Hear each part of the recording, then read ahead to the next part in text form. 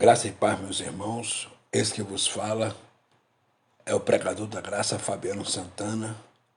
Eu estou fazendo essa pequena live para o nosso alívio espiritual, para a honra e para a glória do nome de Jesus.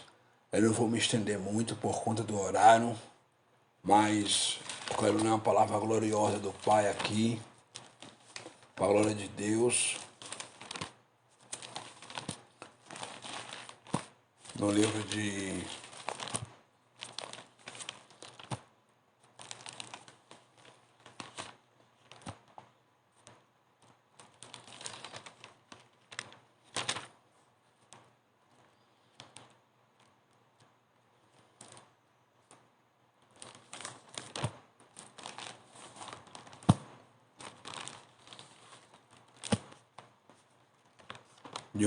Romanos capítulo 1, versículo 16, que diz assim, ó. Olha o que o apóstolo Paulo, cheio do Espírito Santo, disse.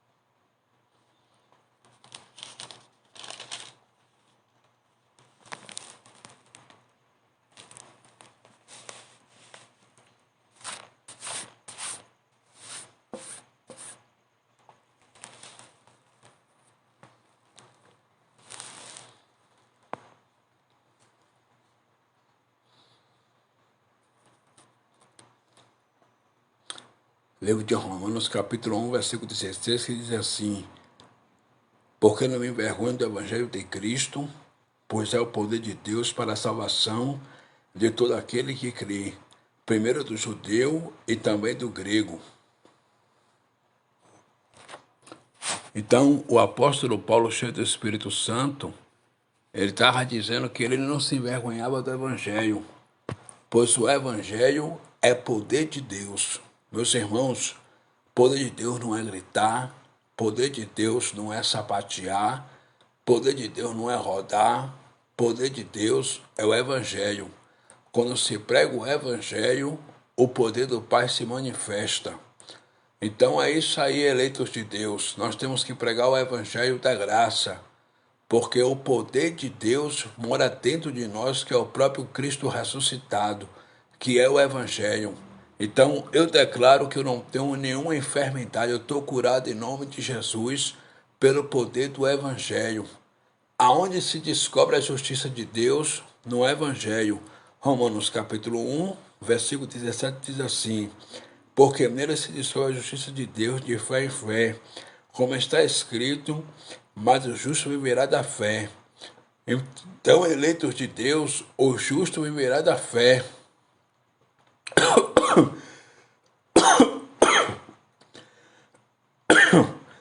Que fé é essa? Fé salvífica. O justo viverá da fé. Fé salvífica. Então, o que é fé? Fé é o que está escrito em Hebreus capítulo 11. Carta aos Hebreus capítulo 11. Olha o que Paulo disse aqui, cheio do Espírito Santo. A igreja que se reunia ao nome do Cristo ressuscitado nas casas, no livro de Hebreus capítulo 11. Ora, a fé é o fim fundamento das coisas que se espera e a prova das coisas que se não vê, porque por ela os antigos alcançaram o testemunho.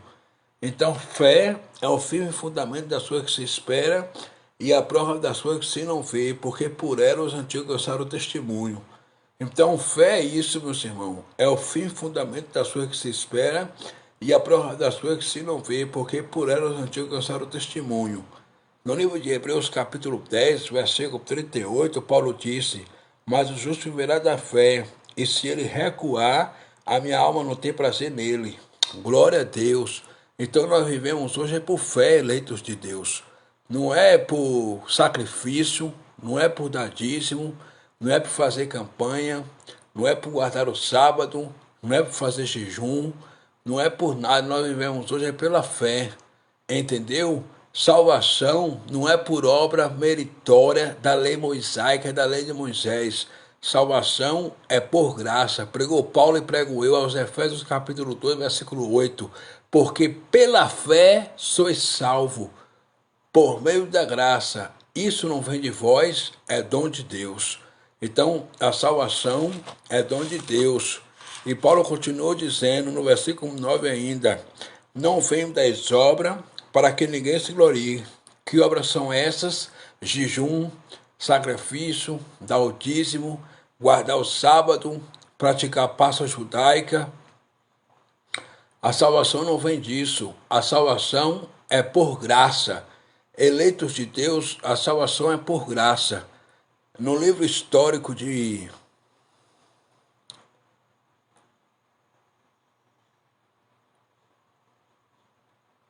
Mateus, capítulo 6, versículo 6, Jesus de Nazaré disse para os seus dois discípulos assim, ó: mas tu, quando for orar, entra no teu quarto e fala em secreto com teu pai, e teu pai que te vê em secreto te recompensará. Então, meus amados irmãos, a oração é a chave da vitória. Nós temos que orar, nós temos que buscar a Deus, porque a oração é a chave da vitória. Em 1 Tessalonicenses, capítulo 5, versículo 17, Paulo disse: orai sem cessar, nós devemos orar. No livro de Jeremias, capítulo 33, versículo 3, Paulo disse: clama a mim e respondeste-ei, anunciar-te-ei coisas grandes e firmes que não sabe.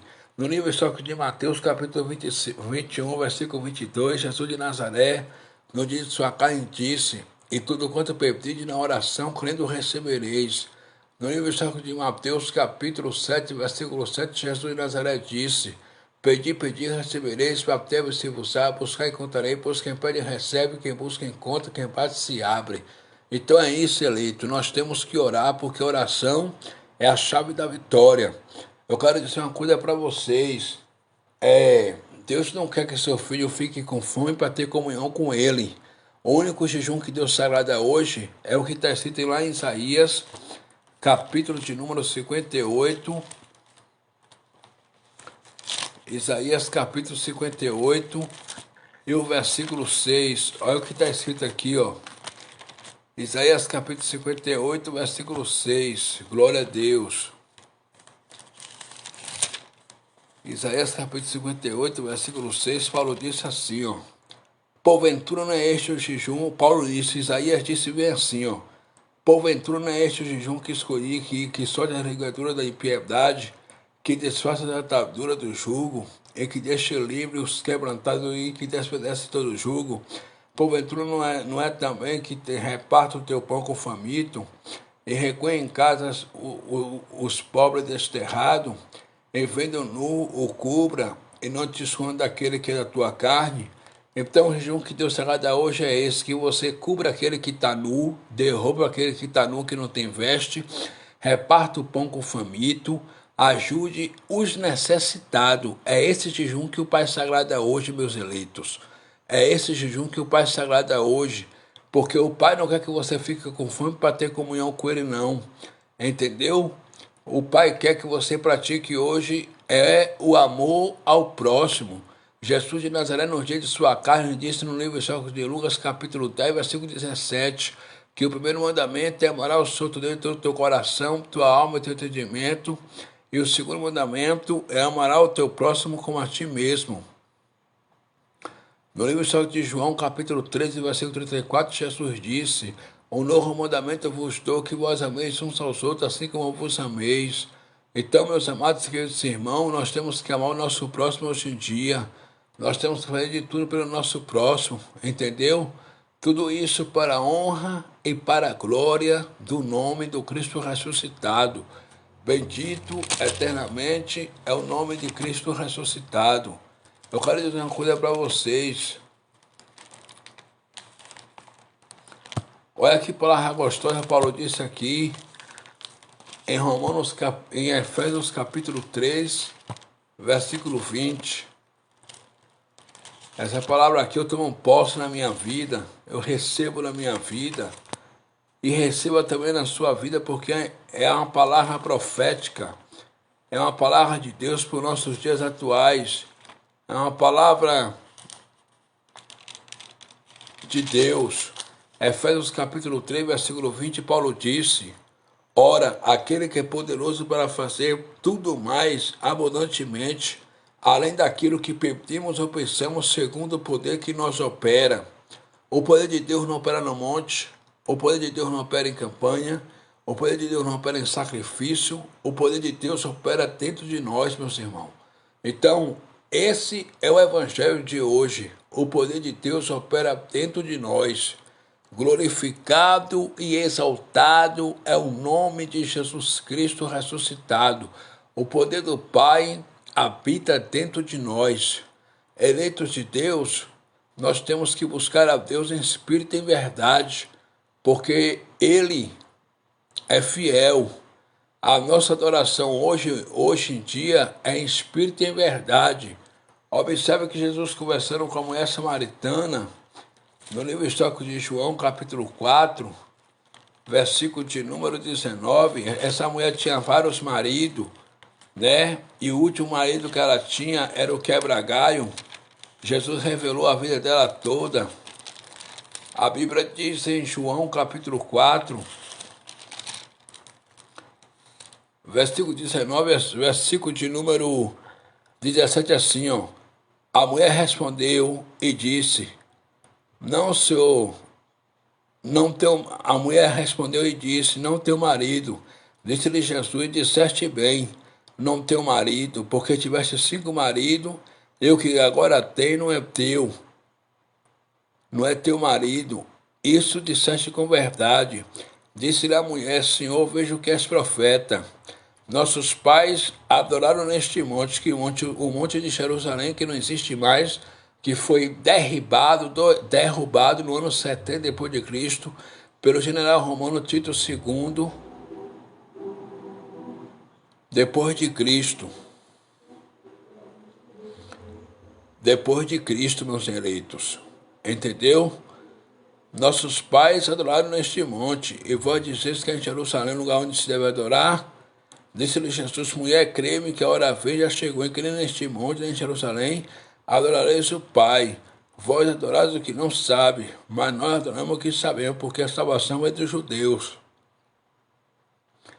Aí no versículo 23 diz: mas a hora vem, e agora é, em que os verdadeiros adoradores adorarão o Pai em espírito e em verdade, porque o Pai procura tais que assim o adore. Deus é espírito, e importa que os que o adorem em espírito e em verdade. Glorificado e exaltado é o nome do Senhor Jesus Cristo. A nossa adoração hoje, meus irmãos, não é mais em tempo de pedra religioso, não é mais em cima do monte, é em espírito e em verdade. Aonde nós devemos congregar hoje na rua, em casa, trabalhando, nós estamos congregando, meus irmãos, porque nós somos a igreja. A palavra igreja no grego quer dizer eclésia, que significa chamado de dentro para fora. Não é para ficar dentro do tempo religioso, é para sair para fora. Entendeu, meus irmãos? É para sair para fora. Olha o que está escrito aqui no livro de Hebreus, capítulo de número 13 e o versículo 11. 13, 11.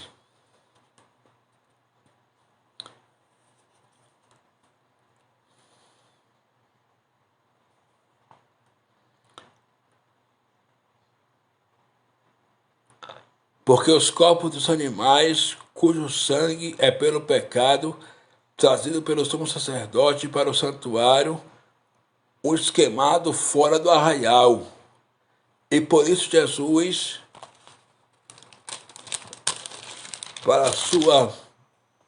para santificar o povo pelo seu próprio sangue, padeceu fora da porta. Aí no versículo de número 13 diz assim: saiamos, pois, a ele fora do arraial, levando o seu vitupério. Então é para sair a Cristo fora do arraial, então fora do curral, fora dos tempos religiosos. Deus não habita em tempo de pedra, Deus habita dentro de nós. olha o que Paulo disse em Atos capítulo 17, versículo 24, cheio do Espírito Santo. Atos capítulo 17, versículo 24, Paulo disse bem assim, ó.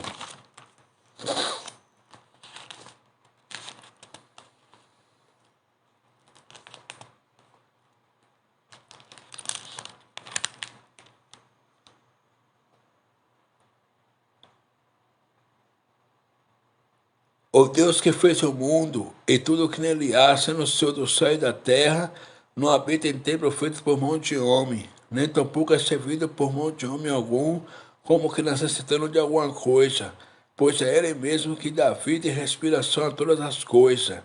Glória ao nome do Cristo ressuscitado, eleitos de Deus. Então, Ele não habita em templo feito por mão de homem. Onde é que Deus habita? Ele habita dentro de nós, meus irmãos. Ele habita dentro de nós. Ele não habita mais em tempo de pedra. Em Atos capítulo 7, versículo de número 48, o diácono Estevão foi morto apedrejado porque disse assim, ó.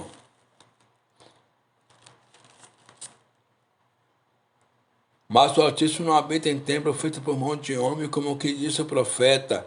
O céu é meu trono e a terra o estado dos meus pés. Que cada me edificareis, diz o Senhor, ou qual é o lugar do meu repouso? Porventura não fez na minha mão todas estas coisas? Homem de dura cerviz, incircunciso de coração e ouvido, vós sempre resistais ao Espírito Santo. Assim vós sois como vossos pais, a qual dos profetas não perseguiram vossos pais, até matarem os que anteriormente anunciaram a vinda. Então, queridos amados irmãos, Deus não habita em tempo de pedra, Ele habita hoje dentro de nós. 1 de Coríntios, capítulo 3,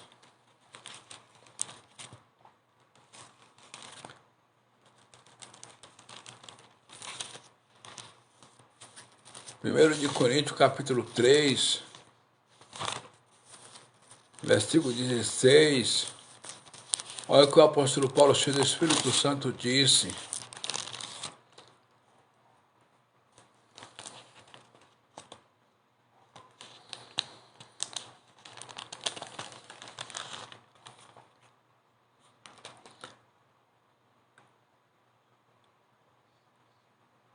Não também vós que sois o templo de Deus, e que o Espírito de Deus habita em vós. Versículo 17. Se alguém destruir o templo de Deus, Deus o destruirá, porque o templo de Deus que sois vós é santo. Bendito eternamente é o nome de Jesus. Nós somos o templo de Deus, e o templo de Deus habita dentro de nós. Só que Paulo disse no versículo 17 o seguinte: se alguém destruir o templo de Deus, Deus destruirá, porque o templo de Deus que sois vós é santo. Então, se alguém destruir o templo de Deus, que é o nosso corpo, com prostituição, com adultério, com bebedice, com ira, com contenda, Deus o destruirá, porque o nosso templo, o nosso corpo para Deus é santo. Deus não habita em nossa carne, porque nossa carne é pecadora e a carne para nada presta. Deus habita em nosso espírito. Então, em 1 Coríntios, capítulo 6, versículo 19, pregou Paulo e prego eu. Olha o que disse o apóstolo Paulo em 1 Coríntios, capítulo 6, versículo 19. Ou não sabeis que o nosso corpo é o templo do Espírito Santo que habita em vós, proveniente de Deus, e que não sou de vós mesmo? Olha, ou não sabeis que o nosso corpo é templo do Espírito Santo que habita em vós, proveniente de Deus, e que não sou de vós mesmo? Porque foste comprada por bom preço. Glorificai, pois, a Deus no vosso corpo e no vosso espírito, os quais pertencem a Deus. Então, eleitos do Pai, nós temos que glorificar a Deus no nosso corpo e no nosso espírito, os quais pertencem a Deus. Entendeu? O nosso corpo é o templo do Espírito Santo. Hebreus capítulo 3, versículo 6. Olha o que o pregador da graça, Paulo, o apóstolo dos gentios, disse à igreja que se reunia nas casas ao nome do Cristo ressuscitado, no livro de Hebreus, capítulo 3, versículo 6.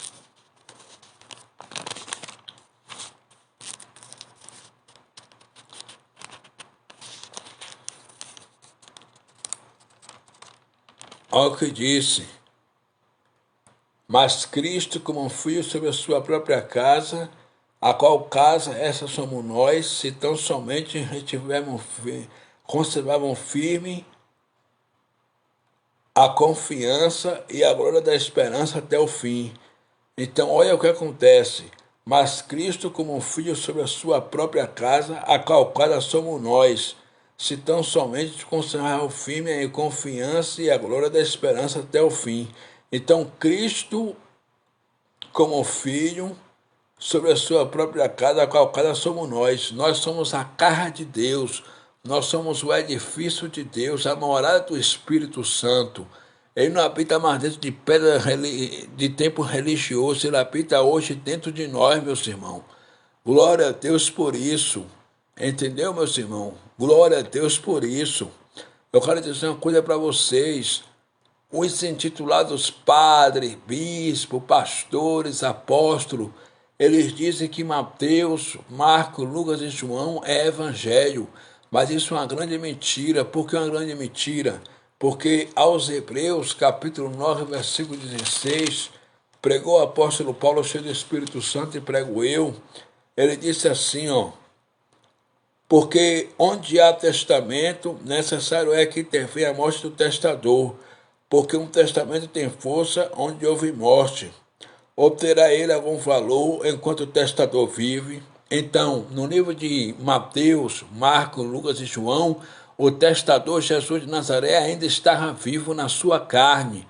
Mas depois que ele morreu, esse testamento que é Mateus, Marcos, Lucas e João, já não tem mais valor, porque o testador morreu.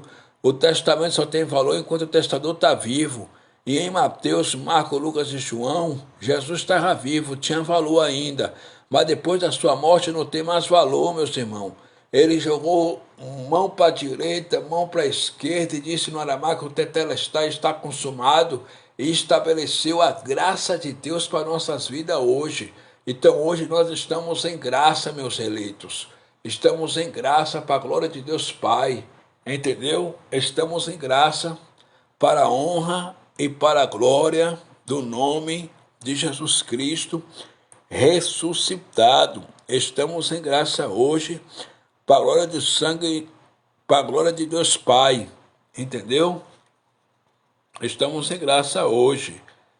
Olha o que está escrito aqui aos Hebreus, capítulo de número 9. Ora também o primeiro tinha ordenança de culto divino e um santuário terrestre. No primeiro aonde, na lei de Moisés, tinha ordenança de culto divino e um santuário de pedra terrestre. Versículo 2.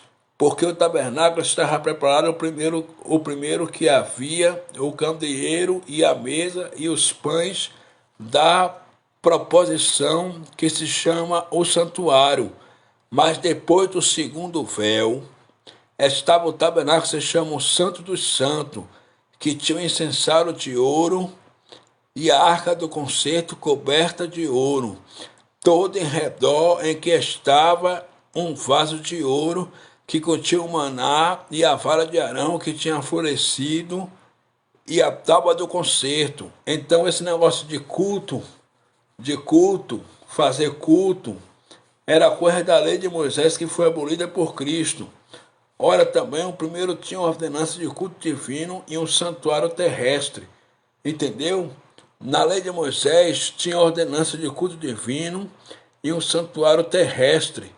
Hoje nós não precisamos mais fazer culto dentro de tempo religioso algum, porque a nossa vida é o culto. O culto é a nossa vida, ajudando o próximo, dando um bom testemunho para os vizinhos, repartindo um pão com o faminto, dando roupa para quem está nu.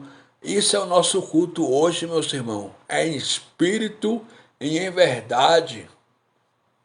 Entendeu? É em espírito e em verdade. Outra coisa também sobre a Santa Ceia. Observe, sobre a Santa Ceia. No livro histórico de Lucas, capítulo 22,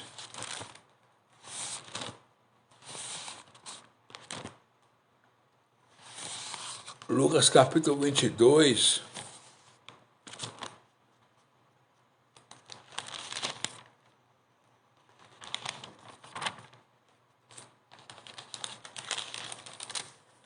versículo 7, está escrito a epígrafe: a última Páscoa, a Santa Ceia.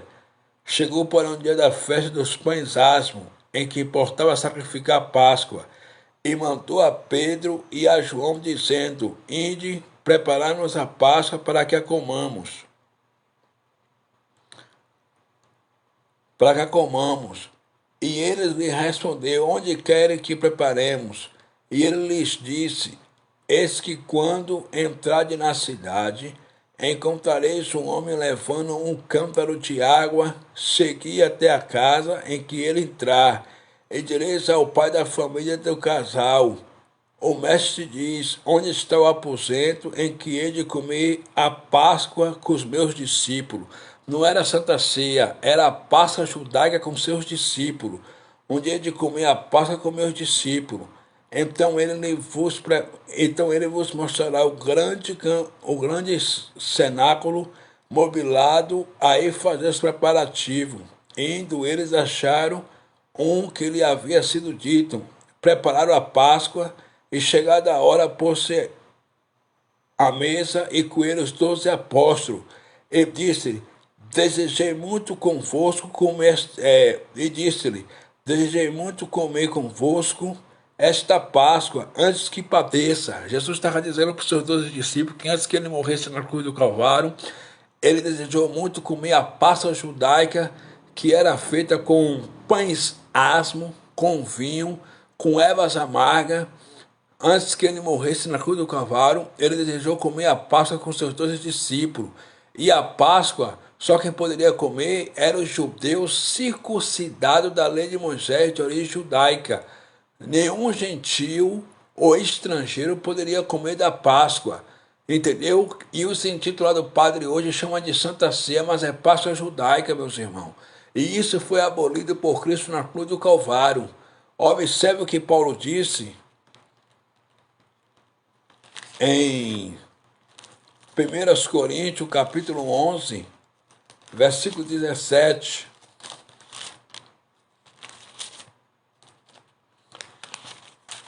1 Coríntios, capítulo 11, versículo 17.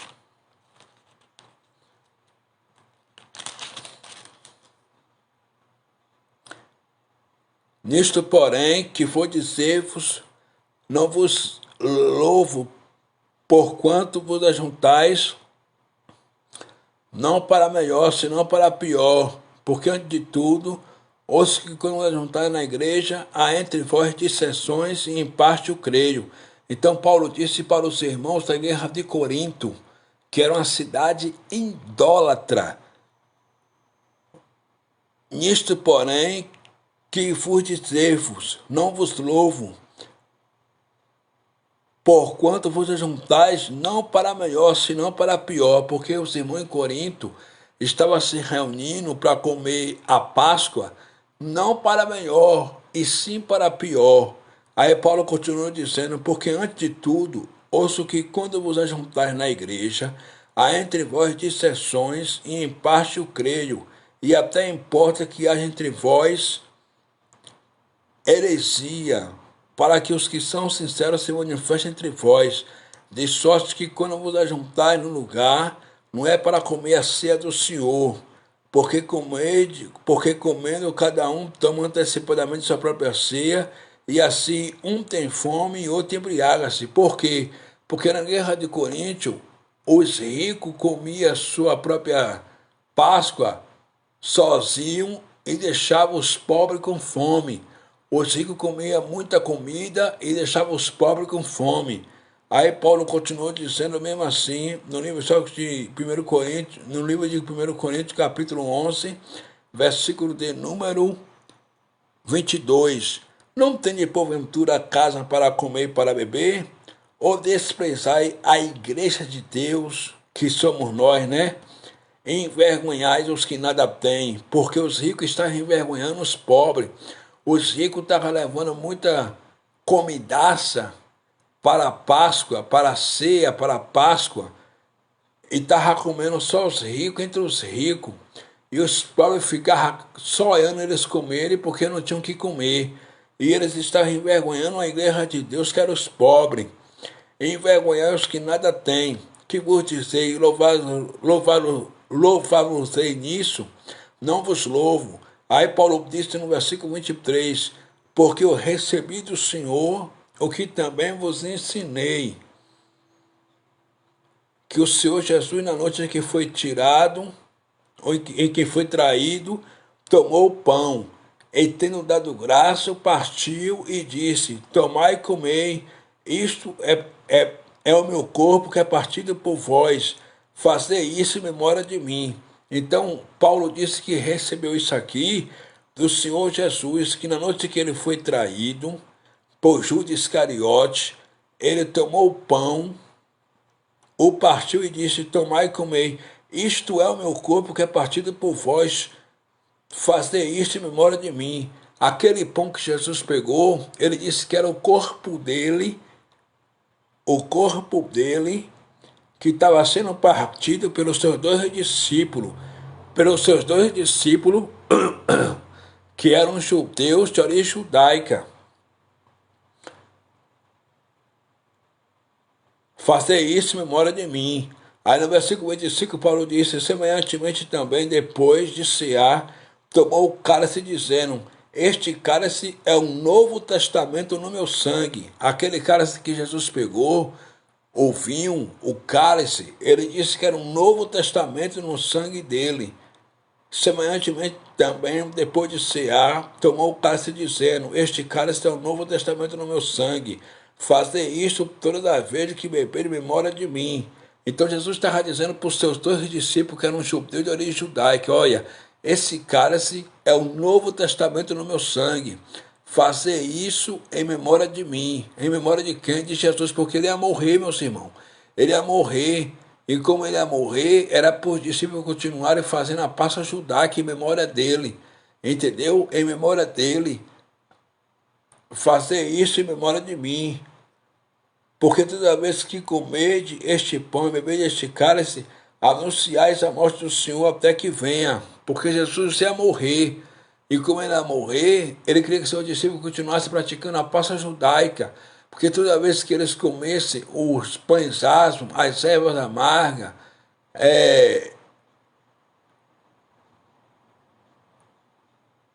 tomasse o vinho, eles estavam anunciando a morte do Senhor até que ele viesse. E ele veio, ele ressuscitou, e ele já voltou no ano 70 depois de Cristo. Ele já voltou para os judeus, meus irmãos. Ele já voltou para os judeus. Entendeu, meus irmãos? Ele voltou para os judeus. Ele não voltou para nós. Ele voltou para os judeus. Sinto muito de dizer, Jesus de Nazaré não vai voltar mais. Ele já voltou para os judeus, meus irmãos. Entendeu? Ele já voltou para os judeus. Olha o que ele disse aqui, ó. No livro de Mateus, capítulo 24, versículo 34.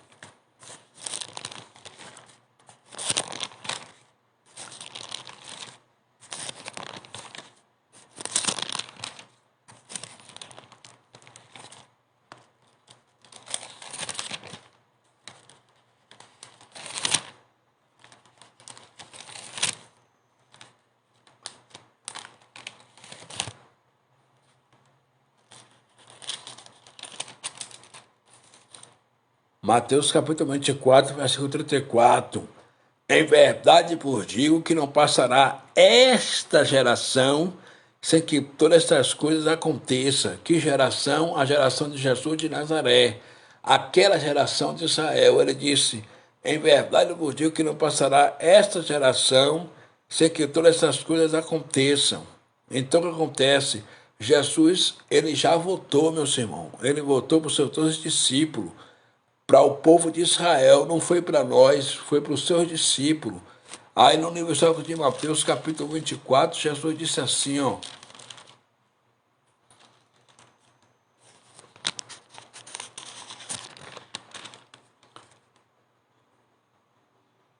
E quando Jesus ia saindo do templo de Jerusalém, aproximou-se dele os seus discípulos para lhe interrogar a estrutura do templo. Jesus parando e disse, não vejo tudo isto, em verdade eu vos digo que não ficará aqui pedra sobre pedra que não seja derrubada. Essa profecia se cumpriu com a destruição do templo no ano 70 depois de Cristo, pelo general romano Tito II. Aí no versículo 3 diz assim, e estando assentado no Monte das Oliveiras, chegaram a sair os seus discípulos, em particular, dizendo, dize-nos, Senhor, quando serão essas coisas, e que sinal haverá da tua vinda e do fim do mundo? E Jesus respondeu e disse-lhe, acautelai-vos que ninguém vos engane, porque muitos virão em meu nome, dizendo, eu sou o Cristo, e enganarão a muitos. E naquele tempo houve falsos profetas realmente, Bar Jesus, que Paulo repreendeu lá em Atos capítulo 10 e diante, versículo 9 e diante, Paulo chamou ele de filho do diabo, né? Que estava se metendo em laços de engano. Isso se cumpriu na época de Cristo, porque muitos virão em meu nome, dizendo eu sou Cristo, e enganarão a muitos. E ouvireis de guerra e de rumores de guerra. Olhai, não vos assustei, porque é mesmo que tudo isso aconteça, mas ainda não é o fim. Então, eleitos de Deus, no século XVII tem mais de 95 guerras.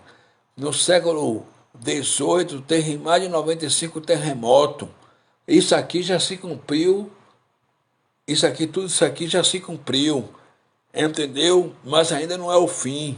Aí Jesus disse, porquanto se levantará nação contra nação, e reino contra reino, e haverá fome e peste, e terremotos em vários lugares, mas todas essas coisas são o princípio das dores. Então vos hão de entregar para ser atormentado e matar-vos-ão, e sereis odiados de todas as gentes por causa do meu nome. Jesus está dizendo aqui para os seus 12 apóstolos, olha, vocês vão ser entregues para ser atormentado e matar-vos-ão, e sereis odiados de toda a gente por causa do meu nome. Nesse tempo muitos serão escandalizados e trair-se-ão uns aos outros, e uns aos outros os aborrecerão. E surgirão muitos falsos profetas e enganarão a muitos. E por se multiplicar a iniquidade, o amor de muitos se esfriará. Jesus estava dizendo aqui para os seus 12 discípulos, mas aquele que perseverar até o fim será salvo. E este evangelho do reino será pregado em todo o mundo, em testemunho a toda a gente, e então virá o fim.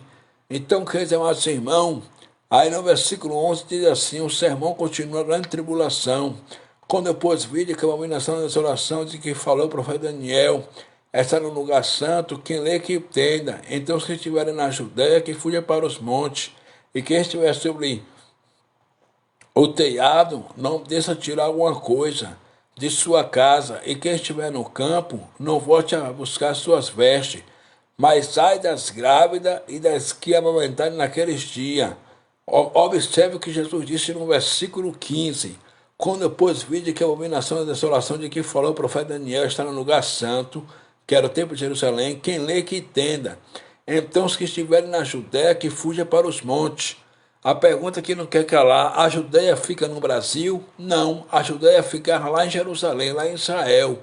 Jesus disse, olha, quando tudo isso acontecer, quem estiver na Judéia, que fuja para os montes. E quem estiver sobre o telhado, não deixe de tirar alguma coisa de sua casa. E quem estiver no campo, não volte atrás a buscar suas vestes, mas ai das grávidas e das que amamentarem naqueles dias. E orai para que a vossa fuga não aconteça no inverno nem no sábado, porque haverá então grande aflição, como nunca houve desde o princípio do mundo até agora, nem tampouco haverá jamais. Jesus disse que haveria grande tribulação desde o princípio do mundo até agora. Aí ele disse assim, ó, nem tampouco haverá jamais. A grande tribulação já aconteceu no ano 70 depois de Cristo. E ele disse que não ia ter mais grande tribulação. Entendeu, meus irmãos? Porque haverá grande aflição, grande tribulação, como nunca houve desde o princípio do mundo, até agora, nem tampouco haverá jamais. E se aquele dia não fosse abreviado, nenhuma carne se salvaria. Mas por causa dos escolhidos serão abreviados aqueles dias. Então, se alguém vos disser, esse o Cristo está aqui ou ali, não lhe dê crédito, porque surgirão falsos cristos e falsos profetas, e farão tão grandes sinais e prodígios, que se possível for, enganaria até os escolhidos. E eis que eu tenho predito. Portanto, se vos disserem, eis que está no deserto, não saiais. Ou, ou eis que ele está no interior da casa, não acrediteis. Porque assim como um relâmpago sai do oriente, se mostra até o ocidente, assim também será a vinda do Filho do Homem. Pois onde estiver o cadáver, aí se juntarão as águias. Então, meus amados, Jesus ele já voltou para o povo judeu, para o povo de Israel. Não vai ter mais grande tribulação. Ele disse que ia ter grande tribulação naqueles dias, mas não ia ter mais grande tribulação.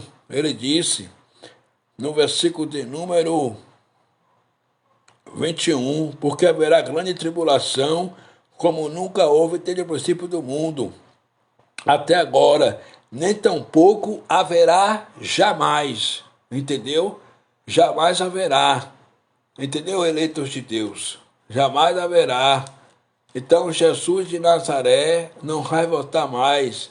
Ele já voltou para arrebatar a sua igreja, a igreja daqueles dias, entendeu? E o livro de Apocalipse não foi escrito para nós, não.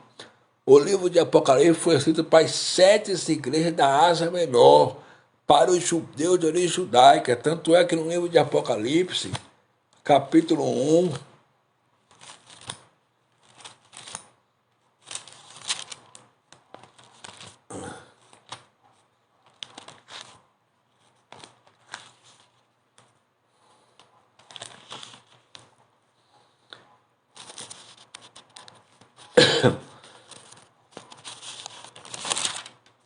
Apocalipse capítulo 1, versículo 9, olha o que está escrito.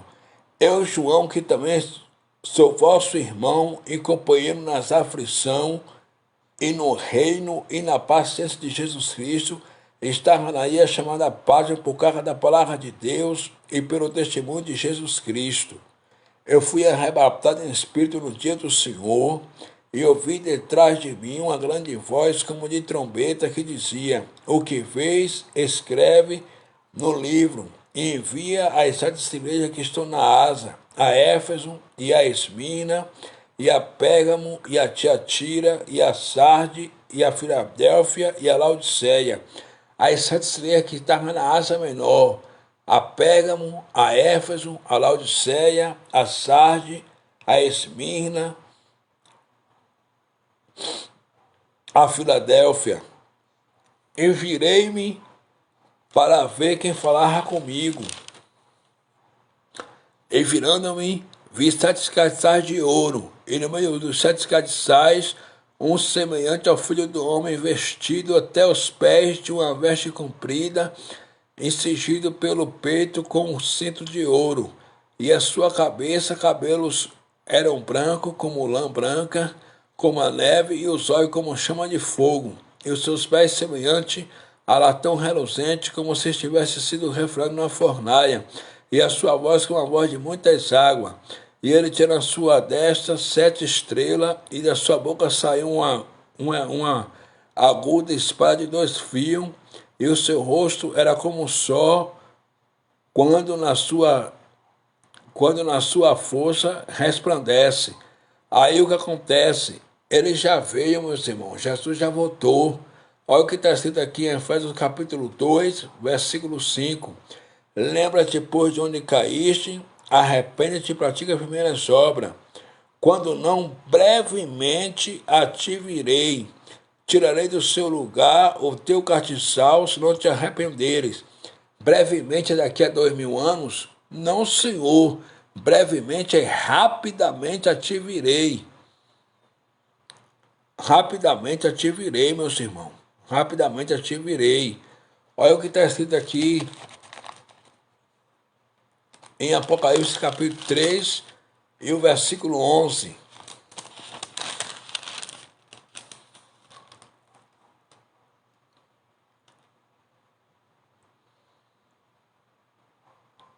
Eis que vem sem demora, guarda o que tens para que ninguém tome a tua coroa. Ele estava dizendo para a igreja de Sarde, Ou seja, ele estava dizendo aqui para a igreja de Filadélfia: eis que vem sem demora, guarda o que tens para que ninguém tome a tua coroa. Então, Jesus de Nazaré, ele já voltou. Ele não vai voltar mais, meus eleitos. Ele já voltou para aquele povo de Israel lá, no passado. Olha o que está escrito aqui em Apocalipse, capítulo de número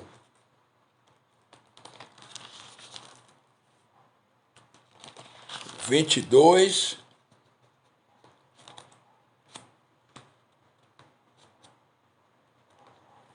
E o versículo 7.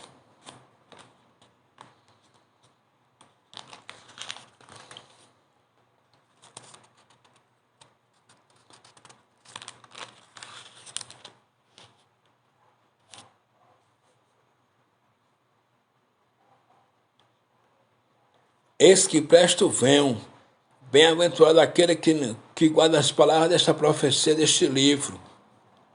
Eis que presto venho. A palavra presto venho quer dizer venho rapidamente.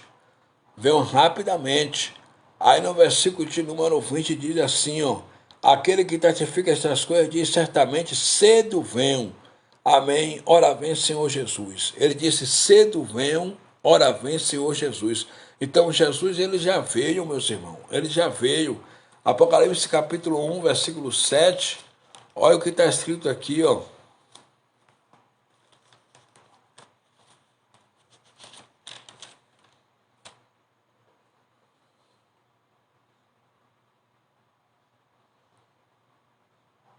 Eis que vem com as nuvens, e todo olho verá, até mesmo os que os transpassaram, e todas as tribos da terra se lamentarão sobre eles. Sim, amém.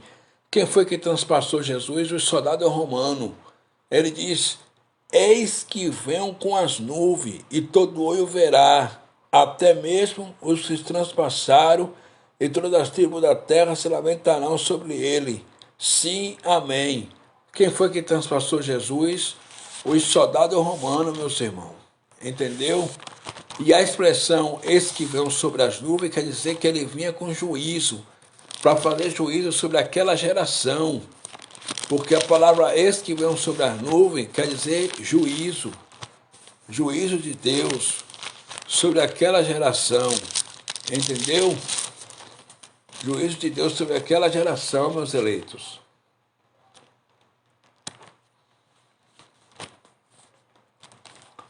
Sobre aquela geração.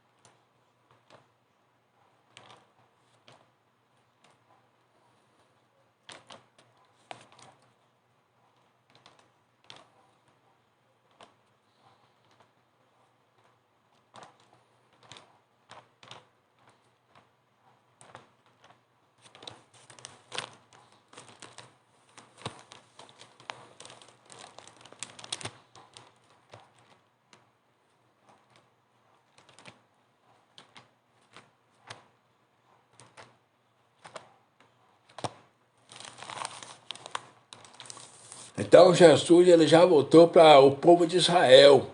Ele não vai voltar mais para nós. Entendeu, meus irmãos?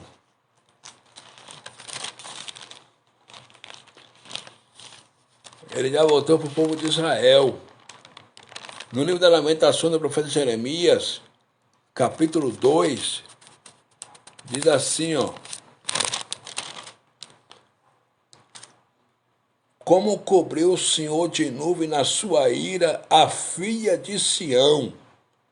Então, como cobriu o Senhor de nuvens na sua ira a filha de Sião. Então, vim sobre as nuvens, quer dizer, vim com ira para fazer juízo sobre aquele povo. E ele veio sobre as nuvens e fez juízo sobre aquele povo.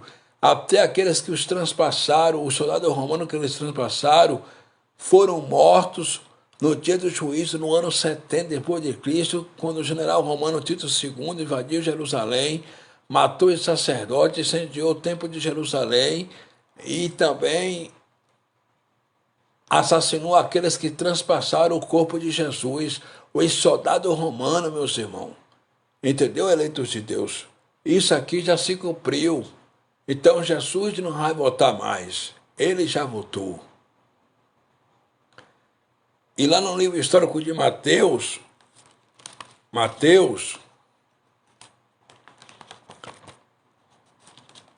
Jesus disse para os seus dois discípulos o seguinte: olha, depois que vocês fizerem a missão, não acabareis de percorrer as cidades de Israel sem que venha o Filho do Homem.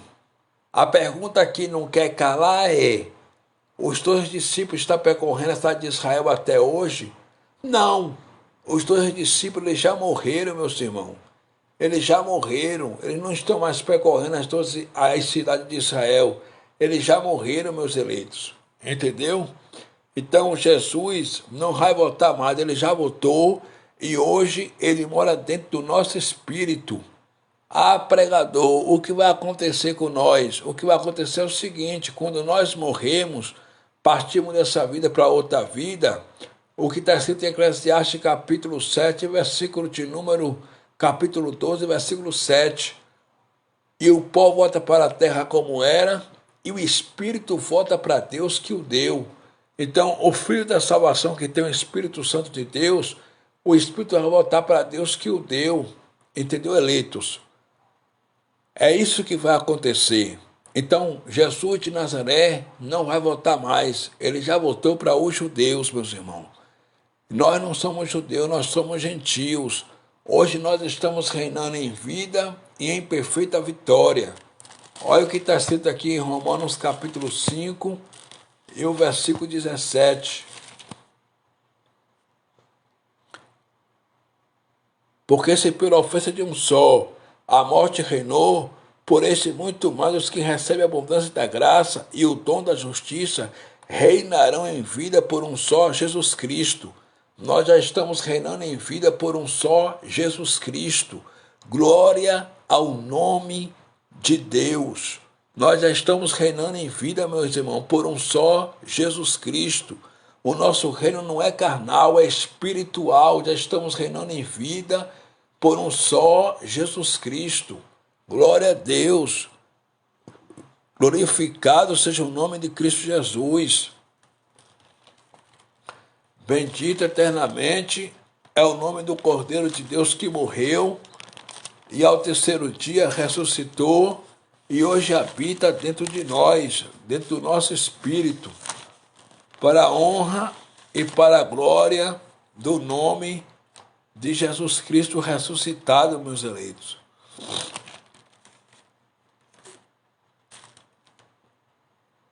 Entendeu? E eu quero dizer uma coisa para você: em graça, nós somos mais do que vitoriosos. Romanos capítulo 8, versículo 37, pregou Paulo e prego eu. Mas em todas estas coisas, nós somos mais do que vencedores por aquele que nos chamou, a saber, Jesus Cristo. Nós somos mais do que vencedores por aquele que nos chamou, a saber, Jesus Cristo. Você é mais do que vencedor. Eu sou mais do que vencedor, meus irmãos. Nós somos mais do que vitoriosos em Cristo Jesus. Em graça, nós já estamos ressuscitados com Cristo. Efésios capítulo 2, versículo 6, pregou Paulo e prego eu. E nos ressuscitou juntamente com ele e nos fez assentar nas regiões celestiais. Nós já estamos congregados com Cristo nas regiões celestiais espirituais.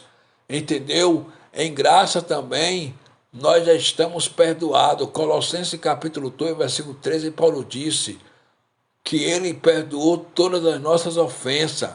Já estamos perdoados. Em graça também, já estamos justificados por fé, para a glória de Deus. Olha o que Paulo disse aos Romanos capítulo 5.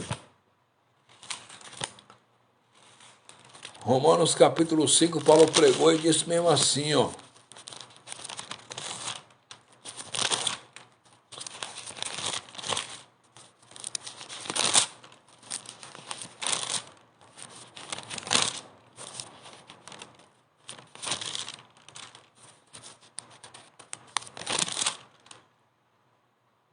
Sendo, pois, justificado pela fé, temos paz com Deus por nosso Senhor Jesus Cristo, pelo qual também temos entrado pela fé esta graça, na qual estamos firmes e nos gloriamos na esperança da glória de Deus. Sendo, pois, justificado pela fé, temos paz com Deus. Em graça, já estamos justificados por fé.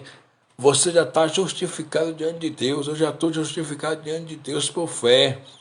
Em graça também, nós já somos abençoados. Você não precisa pagar pastor para receber bênção nenhuma. Você não precisa pagar padre, nem bispo, nem sacerdote algum humano para receber bênção nenhuma, porque você já é abençoado. Efésios capítulo 1, versículo 3, pregou o apóstolo Paulo e prego eu. Bendito Deus, o Pai de nosso Senhor Jesus Cristo, o qual nos abençoou com todas as bênçãos espirituais nos lugares celestiais em Cristo. Nós já estamos abençoados com todas as bênçãos espirituais nos lugares celestiais em Cristo, meus irmãos. Entendeu? Você já é abençoado, eu já sou abençoado. Em graça também já estamos libertos. E o histórico de João, capítulo 8, versículo 32, está escrito: e conhecereis a verdade, e a verdade vos libertará.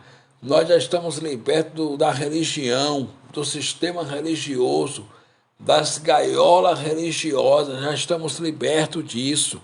Entendeu, meus irmãos? Já estamos libertos disso. E conhecereis a verdade, e a verdade vos libertará. Que verdade? A verdade do Evangelho da Graça. E a verdade vos libertará. Outra coisa também, em graça, nós já chegamos perto de Cristo. Pregou Paulo aos Efésios e prego eu também aqui nessa live, nessa madrugada. Efésios capítulo 1, versículo 11. Olha que palavra gostosa Paulo disse aqui para os Efésios. Efésios capítulo 1, versículo de número 11. Paulo disse mesmo assim, ó.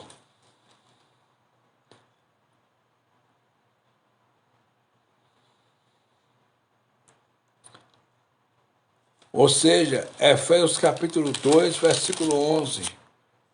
Olha que Paulo disse em Efésios capítulo 2, versículo 11. Portanto, lembrai-vos de que vós, no outro tempo, ereis gentios na carne. Nós éramos gentios na carne. Nós sempre estávamos na carne. Éramos gentios na carne e chamado incircuncisão, pelos que na carne se chama circuncisão, feita pela mão de homens. Versículo 12, Paulo disse que naquele tempo estavam sem Cristo, separados da comunidade de Israel e estranhos no centro da promessa, não tendo esperança e sem Deus no mundo. Versículo 13, mas agora em Cristo Jesus, vós que antes estavais longe, já pelo sangue de Cristo chegaste perto. Nós já chegamos perto de Cristo, meus irmãos, pelo sangue de Jesus, já estamos perto de Cristo. Chegamos perto de Cristo não foi pelo jejum, não foi por dar dízimo, porque o dízimo na lei de Moisés nunca foi dinheiro. O dízimo sempre foi alimento para o sustento dos órfãos, das viúvas, dos viajantes, dos forasteiros e dos levitas, da tribo de Levi, que não tinham parte nem herança entre o povo de Israel.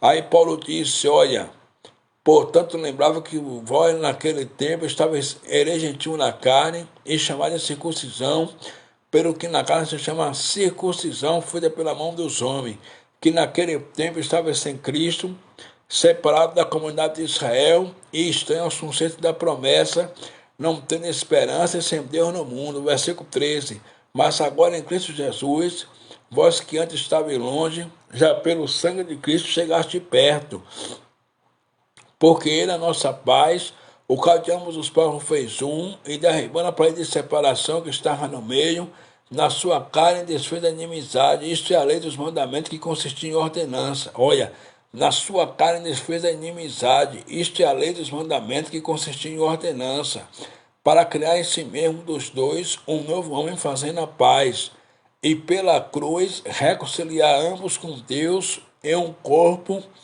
matando com elas a inimizade. Então o que acontece, eleitos de Deus? Cristo, ele já, na sua carne, desfez a inimizade, isto é, a lei mosaica. a lei de Moisés.